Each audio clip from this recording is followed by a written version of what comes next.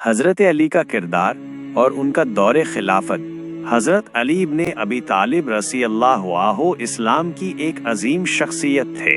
वो पैगंबर मोहम्मद सल्लल्लाहु अलैहि वसल्लम के चचेरे भाई, दामाद और इस्लाम कबूल करने वाले पहले बच्चों में से थे।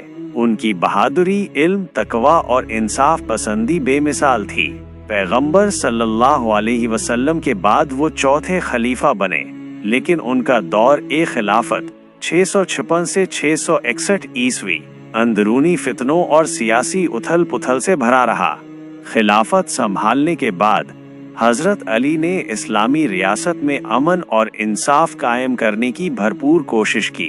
उन्होंने उन लोगों को जवाबदेह ठहराया जिन्होंने तीसरे खलीफा हजरत उस्मान रज़ियल्लाहु अन्हु की शहादत में हिस्सा लिया था, जिससे कुछ तबके नाराज हो गए।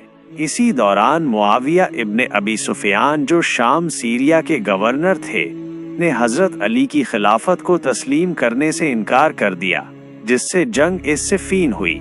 सिफ़ीन की लड़ाई में जब हजरत अली की फौज जीत के करीब थी, तो मुआविया की फौज ने कुरान के सफ़े नेज़ों पर उठा दिए और सुलह की पेशकश की। हजरत अली ने इस चाल को समझा, लेकिन उनकी फौज के एक बड़े हिस्से ने, जो बाद में ख्वारिज कहलाए, उन्हें मध्यस्थता हकीम पर मजबूर कर दिया। ख्वारिज का मानना था कि हुक्म सिर्फ अल्लाह का है, और उन्होंने इस मध्यस्थता को कुफ्र करार दिया। उन्होंने हजरत अली और मुआविया दोनों से किनारा कर लिया। जब ख्वारिज ने मुसलमानों के खिलाफ हिंसक कार्रवाई शुरू की, तो हजरत अली को उनके खिलाफ जंग नहरवान लड़नी पड़ी, जिसमें ख्वारिज को शिकस्त हुई। इस जंग ने ख्वारिज के दिलों में हजरत अली के खिलाफ नफरत की आग को और भड़का दिया। नहरवान की शिकस्त के बाद ख्वारिज के कुछ सरगनाओं ने हजरत अली से बदला लेने की ठान ली। रमजान 40 हिजरी में 3 ख्वारिज, अब्दुर्रहमान इब्ने मुल्जिम, बरक इब्ने अब्दुल्लाह तमीमी और अम्र इब्ने बकर तमीमी मक्का में जमा हुए। उन्होंने इस बात पर इत्तेफाक किया कि इस्लामी उम्मा में फितने की जड़ ये 3 लोग हैं, हजरत अली, मुआविया और अम्र इब्ने लास। उन्होंने तय किया कि इन तीनों को एक ही रात में कत्ल कर दिया जाए, ताकि उम्मत को इन फितनों से निजात मिल सके।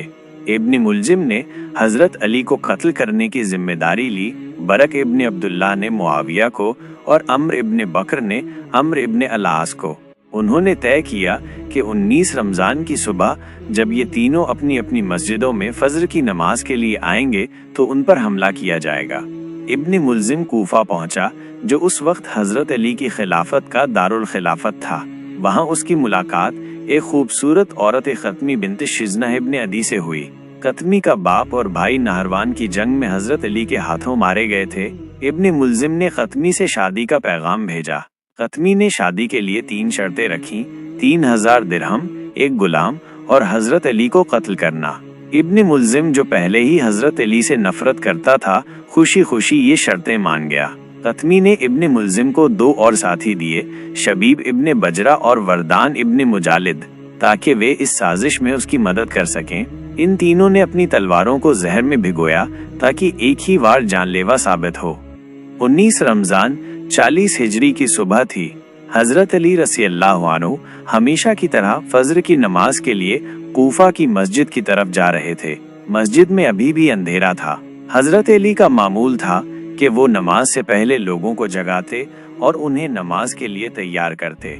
जब हजरत अली मस्जिद में दाखिल हुए और नमाज पढ़ाने के लिए खड़े हुए, या कुछ रिवायतों के मुताबिक जब वो सजदे से सर उठा रहे थे, तो इब्ने मुल्जिम ने अपनी जहर आलूद तलवार से उनके सर पर जोरदार वार किया।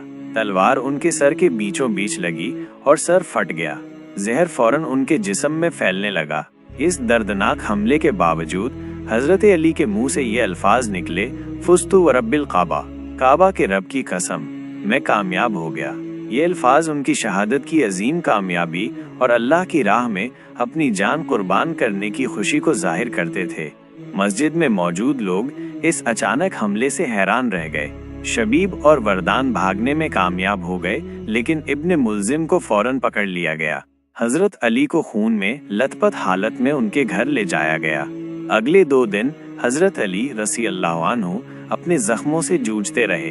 इस दौरान उन्होंने अपनी औलाद, खासकर इमाम हसन और इमाम हुसैन रज़ी अल्लाह अन्हुमा को और तमाम मुसलमानों को कई अहम नसीहतें फरमाईं। उन्होंने तक़वा, अल्लाह का डर, इंसाफ और इत्तेहाद पर जोर दिया। उन्होंने फरमाया, अल्लाह से डरो और दुनिया से दिल मत लगाओ, क्योंकि दुनिया तुम्हें छोड़ देगी। यतीमों और गरीबों का ख्याल रखो, नमाज कायम करो, अल्लाह की राह में जिहाद करो, इंसाफ कायम रखो, चाहे अपने खिलाफ ही क्यों न हो। अपनी औलाद और अहलो अयाल के साथ हुस्न सलूक करो। उन्होंने इब्ने मुल्जिम के बारे में भी वसीयत फरमाई। उन्होंने कहा कि अगर वो जिंदा रहते हैं तो वो खुद इब्ने मुल्जिम के बारे में फैसला करेंगे, लेकिन अगर वो शहादत पाते हैं तो इब्ने मुल्जिम को सिर्फ एक वार से कत्ल किया जाए, जिस तरह उसने हमला किया था, और उसे तड़पाया न जाए, न ही उसके जिस्म को मुसल्ला किया जाए, यानी उसके अंगों को काटा न जाए।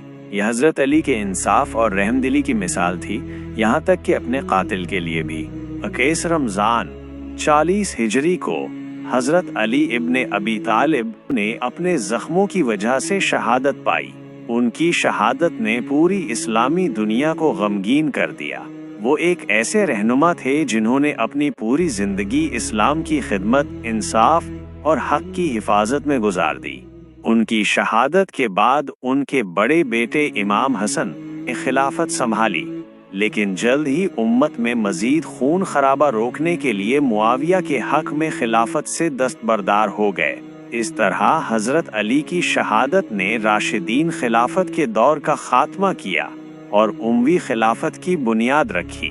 हजरत अली की शहादत शिया मुसलमानों के लिए खास तौर पर गम और मातम का दिन है, जिसे हर साल 19, 20 और 21 रमजान को मनाया जाता है।